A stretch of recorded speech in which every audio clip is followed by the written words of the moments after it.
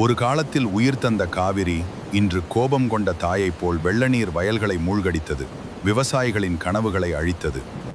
பல மாத உழைப்பில் விதைத்த பயிர்கள் அனைத்தும் கண நேரத்தில் அழிந்தன. பசியும் பயமும் கிராம மக்களின் மனதை ஆட்கொண்டது.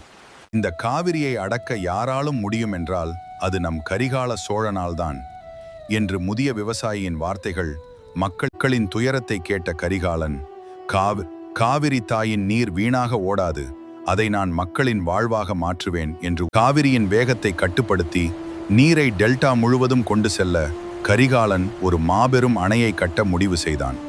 வெயிலும் மழையும் பொருட்படுத்தாமல் மக்கள் உழைத்தனர். கல்லால் மட்டுமல்ல, தமிழர்களின் எதிர்கால நம்பிக்கையால் கல்லணை உருவானது. இறுதியாக கல்லணை எழுந்தது. காவிரியின் நீர் இனி அழிவாக இல்லை, அது உயிராக மாறியது. தஞ்சை டெல்டா முழுவதும் பச்சை பசேல் என்று மாறியது. விவசாயிகளின் வீடுகளில் மீண்டும் சிரிப்பு மலர்ந்தது.